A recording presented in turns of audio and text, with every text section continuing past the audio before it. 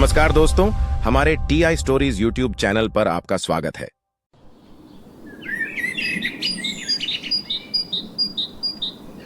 अकबर बीरबल की कहानी। धोखा देने से किसी का भला नहीं होता। हर रोज की तरह दरबार में सभा चल रही थी, जहां बादशाह अकबर और उनके मंत्री किसी महत्वपूर्ण विषय पर गंभीर चर्चा कर रहे थे। और उसी वक्त अचानक एक गरीब किसान सिपाहियों को चकमा दे अंदर घुस आया और हाथ जोड़ के चीख चीख कर बादशाह से मदद की विनती करने लगा।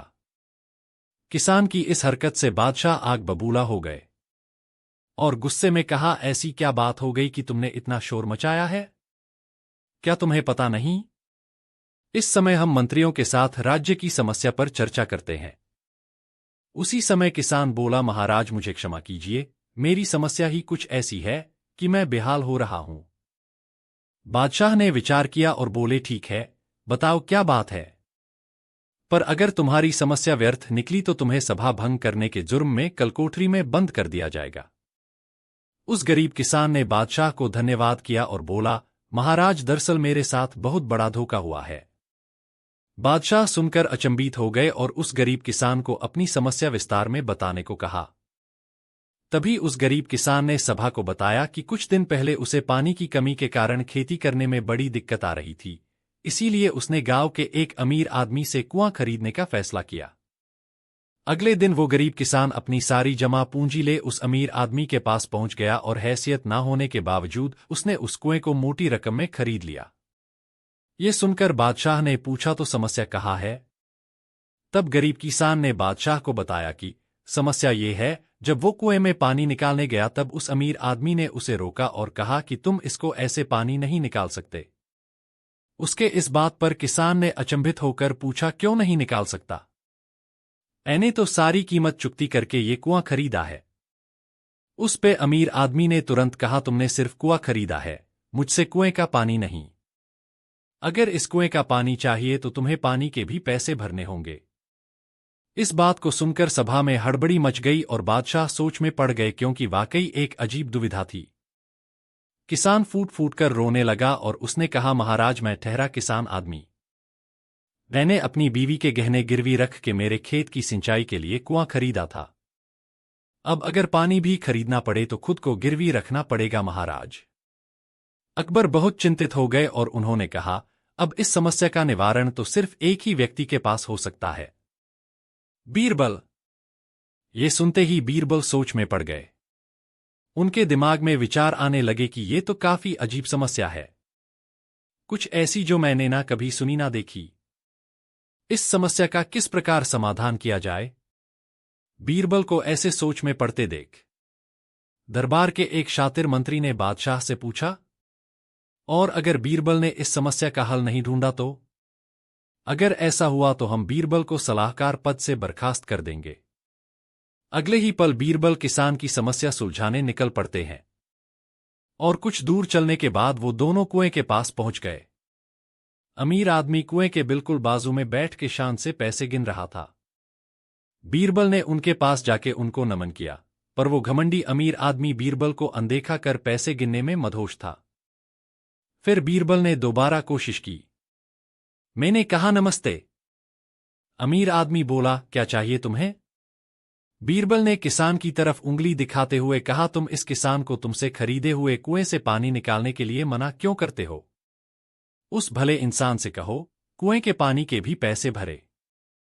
जरा वो बात दोहराना जो तुमने किसान से कही थी, यही कि किसान ने सिर्फ कुआं खरीदा है, मुझसे कुएं का पानी नहीं। ये सुन बीरबल बोले, मैं तुम्हारी बात से बिल्कुल सहमत हूं, वो पानी तुम्हारा है और कुआं इस किसान का, बस फिर सारा पानी कुएं से बाहर निकालो या फिर पानी कुएं में रखने का किराया दे दो। ये सुन किसान आश्चर्यचकित हो गया और अमीर आदमी ने हकलाते हुए बीरबल से पूछा, मतलब? अकबर बोले, मम्मा मतलब कुआं तो किसान का है, तो कानूनी तौर पे कुएं का सारा अधिकार किसान के पास है। कुएं के अंदर का पानी तुम्हारा है, तो तुम पानी कुएं से बाहर निकालो या अंदर रखने का किराया कुएं के नए मालिक यानी इस गरीब किसान को दे दो। ये सुन अमीर आदमी आश्चर्यचकित हो गया और उसकी नजर शर्म से नीचे झुक गई। तभी बीरबल ने सिपाहियों को अमीर आदमी को धोखा देने के जुर्म में गिरफ्तार करने का आदेश दिया। अमीर आदमी घुटने के बल बैठ बहुत गिड़गिड़ाया, पर ऐसी गलती माफी के लायक नहीं होती। तो दोस्तों, इससे हमने क्या सीखा? सीख: लोगों को धोखा देने की कोशिश ना करें, क्योंकि आपको उसकी कीमत चुकानी पड़ेगी। अकबर बीरबल की मजेदार कहानियां। विदेशी व्यापारी। हर सुबह की तरह बादशाह अकबर का दरबार सजा हुआ था और तभी एक अनजान शख्स दौड़ता हुआ अंदर चला आया। बादशाह ने पूछा, तुम्हारी तारीफ? दौड़ता हुआ शख्स बोला, हुजूर, मेरा नाम जानी ईरानी है और मैं ईरान से यहाँ व्यापार करने आया हूँ। पर मुझे ये नहीं पता था कि आपके देश आके मेरे साथ इतना बड़ा धोखा हो जाएगा। बादशाह अकबर बोले, क्या हुआ, हमें सारी बात विस्तार से बताओ। जी हुजूर, वो दरअसल ईरानी व्यापारी ने बताया, जब वो अपना भारी सामान ले सरहद पार पहुंचा तब लाला लालची नाम का एक व्यापारी उसे मिला, जिसके पास कुछ खाली गधे थे। वह बोला, अरे अरे रे, इतना भारी सामान इतने कड़ी धूप में तुम कैसे लेकर जाओगे? एक काम करो, मेरे गधा पर अपना कुछ सामान रख दो। जानी ईरानी बोला, आपका बड़ा शुक्रान। फिर उस ईरानी ने अपना सामान गधों पर डाला और राज्य की ओर बढ़े। कुछ देर बाद जब वो आगरा राज्य पहुंचे तो ईरानी ने लाला का दोबारा शुक्रिया अदा किया और अपना सामान लौटाने को कहा, परंतु लाला तो एकदम से पलट गया। अरे वाह, कौन सा सामान? ये सामान तो मेरा है। एक तो मैंने तुम्हारी रास्ता दिखाने में मदद की और तुम मेरे सामान पर ही नजर लगा बैठा हो। धूर्त कहीं के। लाला की आवाज सुन वहां भीड़ इकट्ठा हो गई। क्योंकि लाला जाना माना इंसान था तो भीड़ में से एक व्यक्ति ने उनसे पूछा, क्या हुआ लाला? सब ठीक है ना? लाला बोलता है, अब क्या बताऊं, पता नहीं ये कौन व्यक्ति है जो मुझसे मेरा सामान छीनना चाहता है। बुड़बक कई का।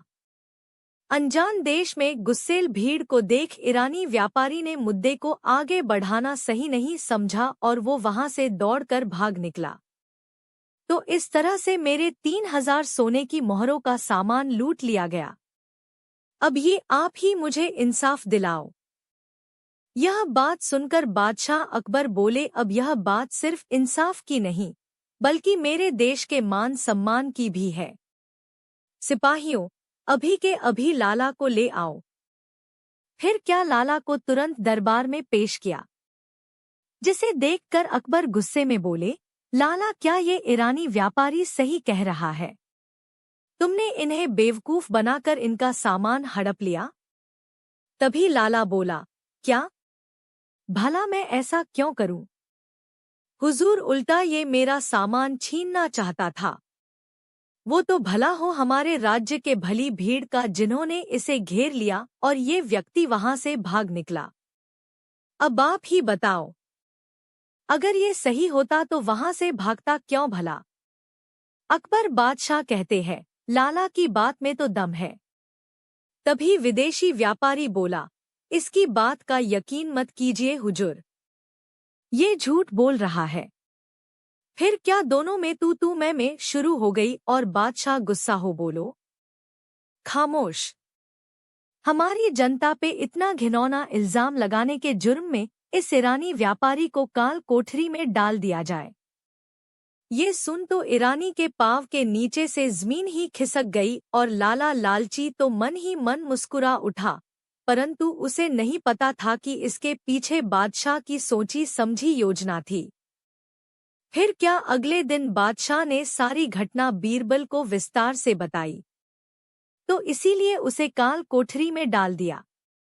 बाहर रहने से उनकी जान को भीड़ से खतरा हो सकता है। बीरबल बोले, ये तो आपने सही किया, परंतु ये मामला काफी पेचीदा लगता है। कौन सच्चा है और कौन झूठा ये कहना बड़ा मुश्किल है। अकबर बीरबल की बात पर बोले, सही कहा, पर हम बिना सबूत के किसी बेगुनाह को ये सजा नहीं दे सकते हैं। ऊपर से इस वजह से हमारे रिश्ते ईरान से बिगड़ सकते हैं, तो किसी भी हाल में सच सामने लाना होगा।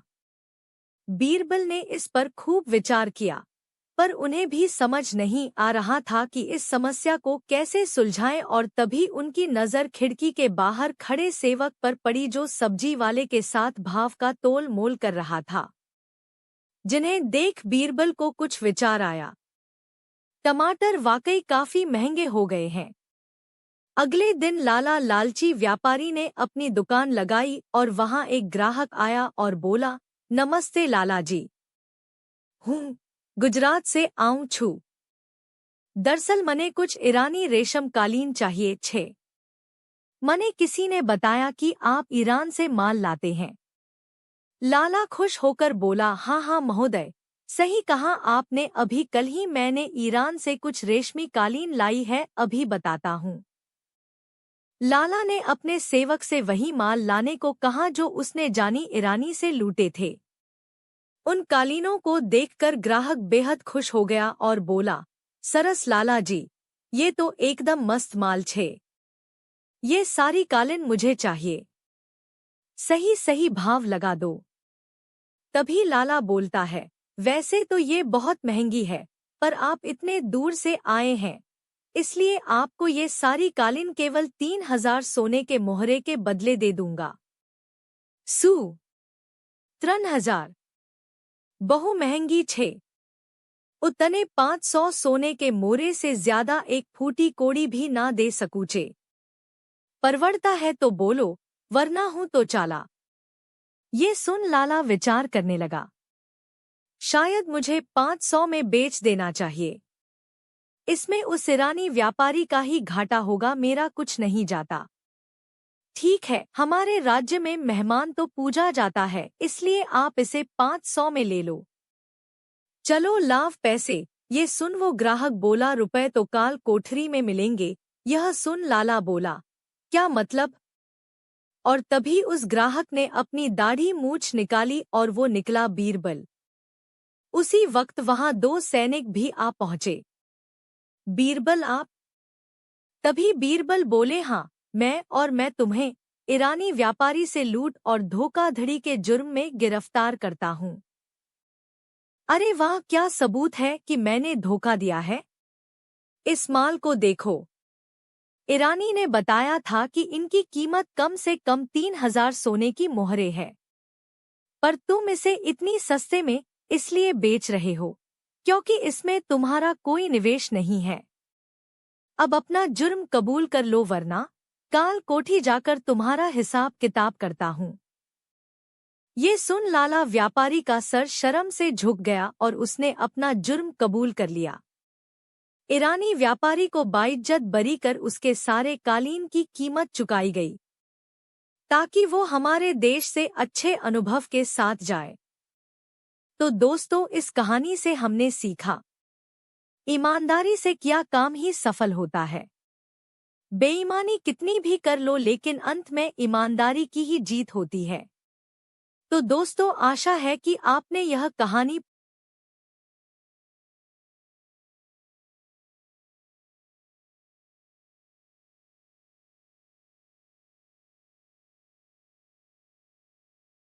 Thanks for watching.